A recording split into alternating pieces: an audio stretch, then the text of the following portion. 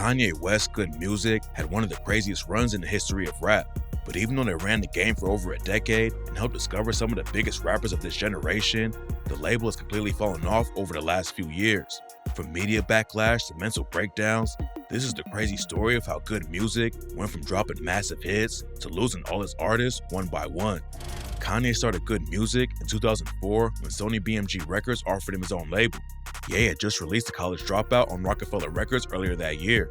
It proved that Kanye was not only a great producer, but also had the potential to be one of the biggest artists in the world. Sony offered Ye a label so he could release his own music and start developing other artists. Even though Kanye clearly had the talent, he never really wanted to run his own label. He was so focused on his own career and becoming a superstar that he didn't have time to run a business and develop artists at the same time. But it also made sense for him to do his own thing and release his music the way he wanted. The College Dropout almost never came out because some of the executives at Rockefeller didn't believe Kanye could be a successful rapper. Kanye knew that starting his own label was the way to creative freedom. So he took the deal with Sony and called the label Good Music, which is short for Getting Out Our Dreams. The first artists he signed were GLC, John Legend, and Common, who all worked on The College Dropout. The first Good Music release was John Legend's debut album, Get Lifted, which made it to number 7 on Billboard and sold over 100,000 copies in the first week. It even won a Grammy for Best R&B Album. So, Good Music already had a hit, and that was only the beginning. Around the same time, Kanye was shopping for CDs at the Virgin Music Store in New York when he ran into a fan who was checking out his Jesus piece. The fan told Kanye that he was an artist and wanted to be signed to Good Music because he had the potential for greatness. Kanye told the dude he already had too many artists at the moment, but encouraged him to keep grinding. So the fan said to remember his name because one day he'd be big, and then told him his rap name was Kid Cudi. Cudi was still early in his career and didn't have a buzz yet, but years later, his prediction would come true, and he'd become one of the biggest artists on Good Music. In the meantime, Kanye continued signing artists and building up the label. The next artist Kanye signed was a rapper named Consequence. Consequence is the cousin of rapper Q-Tip from A Tribe Called Quest and worked on their album Beats, Rhymes, and Life. He was a great rapper and songwriter who worked on a lot of the early Kanye projects, so it made sense for Ye to sign him. In May 2005, Common dropped his 6th album, B, which was his first release on Good Music. The album was executive produced by Kanye, who also had help from hip-hop legend Jay Dilla. B was an instant classic and sold over 185,000 copies in the first week. Common flopped with his last album, Electric Circus. So, the success proved that signing to Good Music was a great move for his career. B is now considered one of the best hip-hop albums of all time, and Kanye's production had a lot to do with it. So in less than a year, Good Music already had 2 classic albums, but it turned out Kanye was just getting started. Not long after that, Ye dropped his smash hit, Gold Digger, which hit number 1 on Billboard and built an insane amount of hype for his second album, Late Registration. Plenty of artists who come out the gate with a classic album have trouble matching the success of their next project, but Kanye proved that he didn't have that problem, and Late Registration was even bigger than College Dropout. It sold over 800,000 copies in the first week and eventually went triple platinum. During a radio show in Detroit to promote the album, Ye met another fan who would become a future superstar, Big Sean. Sean knew the people who worked at the radio station because he would do a rap battle there every Friday, and Kanye was coming by for an interview on a Saturday. But at the time, Sean was still in high school and had to borrow gas money from a friend just to get there. Big Sean lied about wanting to talk to a DJ so he could get into the back offices, which is where he got a chance to meet Kanye.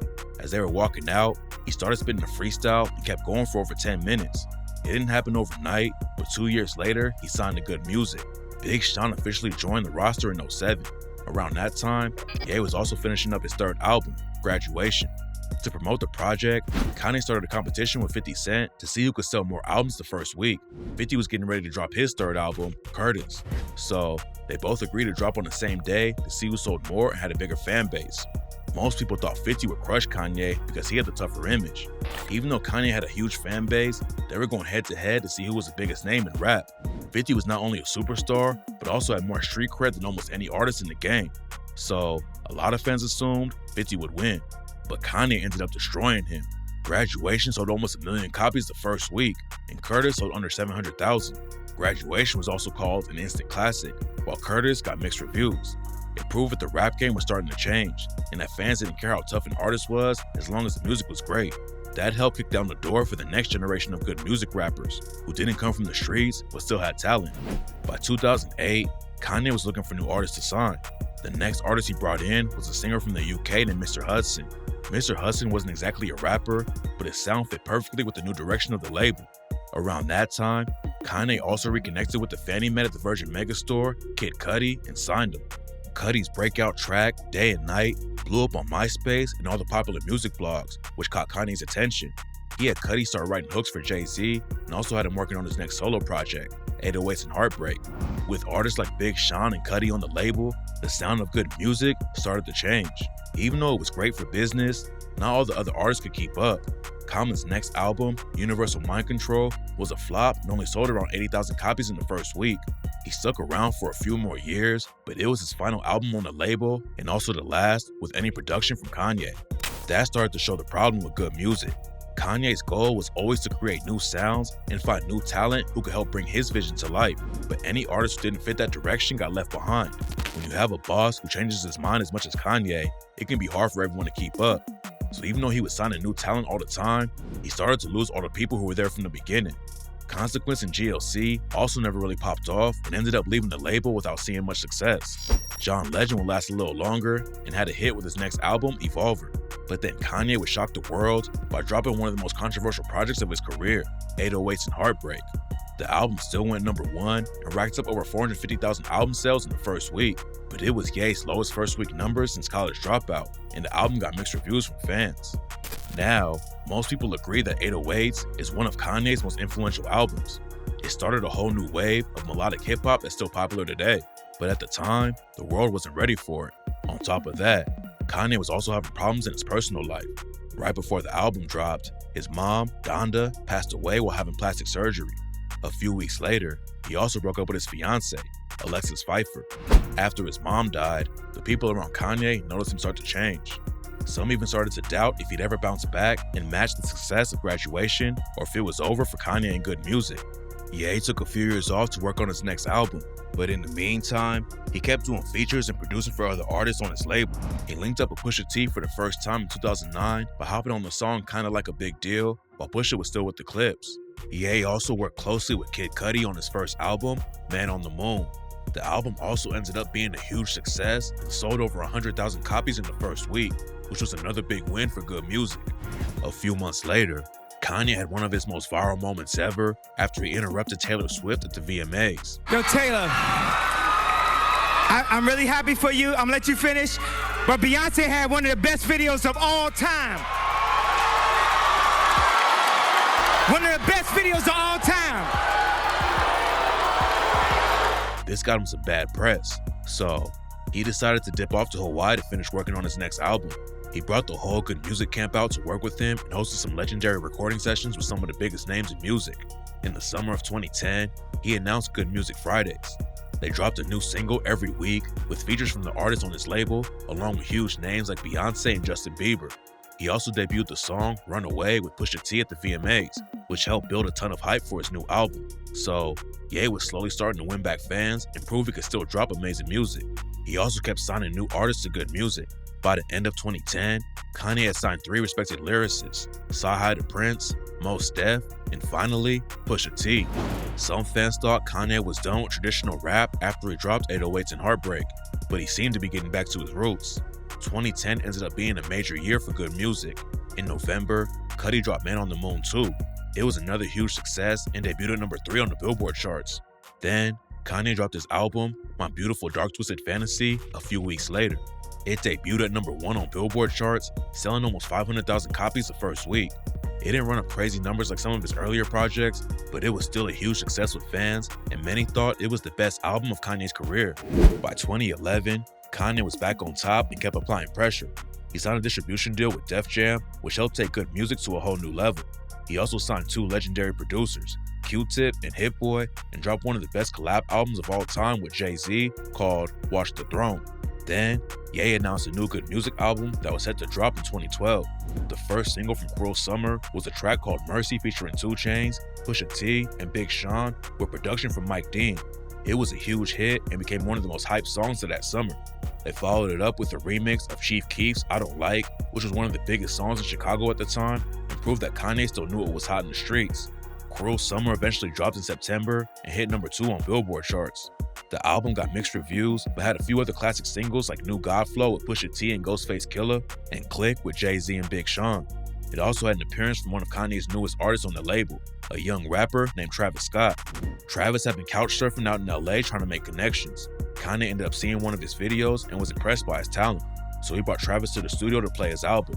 While they were listening to the music, Kanye offered him a Doritos Locos taco from Taco Bell on a Hermes plate. Even though Travis hated sour cream, he still ate it anyway because he didn't want to offend Kanye. It must have been the right move because, after that, Ye started bringing him to studio sessions to work on Cruel Summer and his next solo album, Yeezus. By the end of 2012, Good Music was one of the hottest labels in the world and dropping nothing but heat. But over the next 10 years, everyone would start to go in different directions until Kanye was the only one left. In 2013, Kid Cudi announced he was no longer on Good Music in an interview with Power 106. Cudi said he left on good terms, but he and Kanye were both going in different directions creatively. Cudi also admitted they didn't connect with a lot of the music on Cruel Summer, so by the time they got to Yeezus, he felt completely out of place. It seems like Cudi got the same treatment as Common. When Common first joined the label, Kanye was more of a backpack rapper, so the partnership made sense. But by the time Ye met Cudi, he was going in a more melodic direction, and Common didn't have much to add. Then when Kanye met Travis, his sound started to get more aggressive and electronic, so now Cudi didn't fit the vibe. Kanye dropped Yeezus a few months later in June 2013. Even though it still went #1, it only sold 327,000 copies in the first week. Critics liked the project, but it got mixed reviews from fans, and many people weren't rocking with the new sound. But kind of like 808s and Heartbreak, it's become way more respected over time. For the next few years, things were quiet for Good Music. Kanye seemed way more focused on fashion than music and stopped signing new artists. Big Sean, Pusha T, and John Legend continued to drop projects, but the label didn't have the same level of hype. In 2015, Pusha T stepped up and became the label president so Kanye could focus on other projects. But Good Music was always Ye's company, so without him, it just didn't have the same energy. John Legend left in 2016 after 12 years with the label. Mr. Hudson also walked away after his career never really took off, and Kanye stopped working with him. The same year, Mos Def announced he was retiring from music and never even dropped a project on the label. So, by that point, Pusha T and Big Sean were the only big names keeping Good Music alive, but there was only so much they could do. Kanye tried to re-spark some of the hype by announcing a new Good Music album called Cruel Winter, but it never came together. They also claimed to be in the process of signing other big artists like Tyga and the Migos, but that also fell through. The label did get some of its momentum back when Kanye dropped his next album, Life of Pablo. Most fans liked the album, but it didn't even chart in the first week since it was released exclusively on Tidal. But the album did have an appearance from the newest Good Music artist, Designer, who was blowing up in New York with his song Panda. The Life of Pablo was still a big success for the label, and nobody expected that Kanye was about to come close to destroying his career. On the Life of Pablo tour, Kanye started going on wild stage rants where he called out the entire industry and took shots at Jay-Z, Beyonce, DJ Khaled, Drake, and more. The tour ended up getting canceled before it was over, and Kanye was sent to the hospital for extreme sleep deprivation and dehydration. Then, Kanye disappeared for around a year. He wasn't posted on social media and barely came out in public. But by May 2017, rumors were going around that Ye was working on music in Jackson Hole, Wyoming, with some of the other artists who were left on Good Music. Fans were excited that they may finally get to hear new music, but by that point, no one knew what to expect. After almost 2 years of silence, Kanye popped back up in April 2018 to announce that he was getting ready to drop 2 new albums, a solo project and a new tape with Kid Cudi.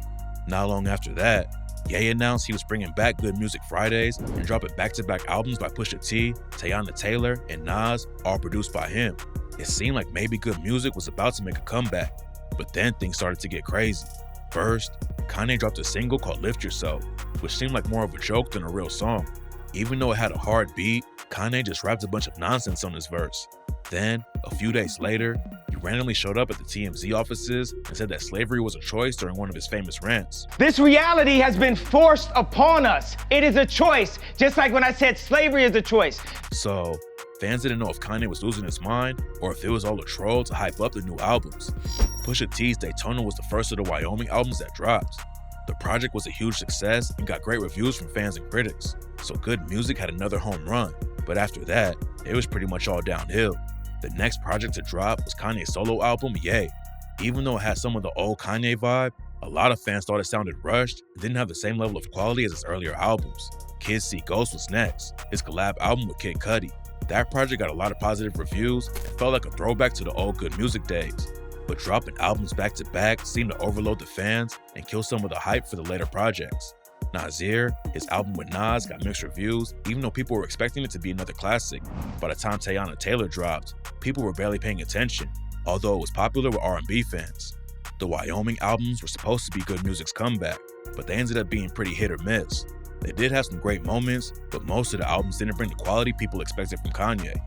After that, Kanye pretty much gave up on the label. He started going through some changes in his own career and decided to leave rap behind to make gospel music. Pusha T tried to keep the label going, but over the past 5 years, pretty much everyone has left. Designer's career never really took off. Even though he had 2 big hits and made it on the 2016 XXL Freshman list, his first EP flopped, and he never really got any support from the label. He was supposed to be the new face of Good Music, but as soon as his career got cold, Ye stopped picking up his calls. So, he eventually left the label in 2019. In an interview with DJ Vlad, Designer said he was super young when he signed to Good Music, and he was expecting them to all be a family. His dad was going through some health problems, and he wanted to talk about it with Kanye, but felt like he didn't want to listen. That's when he realized that it was all a business, and he had to keep his emotions out of it. Teyana Taylor also left in 2020, claiming she felt underappreciated and the label wasn't listening to her. Big Sean was next to leave in 2021. He announced the move on Twitter, telling fans, "That's a forever brotherhood, but business-wise, I had to start getting a bigger cut. I worked my way out that deal." Even though it seems like he left on good terms, there may have been more going on behind the scenes.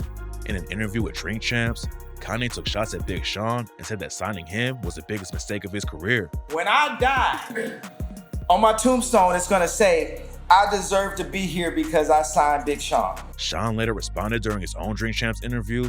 I feel like I'm the only one who stayed that long for Good Music, so yeah, it was it affected me personally, bro. But he later found out that they owed him over $5 million, and his manager showed him that he was signed to a trash deal. But luckily, he was able to work his way out of that situation. After Big Sean left, Pusha T was the only one holding it down. He kept the label on the map by dropping It's Almost Dry in 2022, which made it to #1 on Billboard. But by the end of the year, even he was done. After Kanye went on his anti-Semitic rant and got dropped from Adidas and all his other business partners, Pusha T confirmed that he was also cutting all ties with Kanye and Good Music. Pusha never saw eye to eye with Kanye when it came to politics, but this time it was different, and Pusha said his Ye views were nothing to tap dance around. So, he was stepping down as president of the label and hasn't spoken to Kanye since. Def Jam also announced they were ending their partnership with Good Music, so it seems like the label is pretty much over. Even though they made some legendary music and launched the careers of some massive artists, Good Music was never built to last as a business. It was always a way for Kanye to promote himself and find other talent he could bring in to help his sound. But as soon as an artist didn't fit with what he was working on, they ended up getting ignored. Kanye might be a musical genius, but he was never a good boss or executive. So, in the end, Good Music was bound to fail from day one.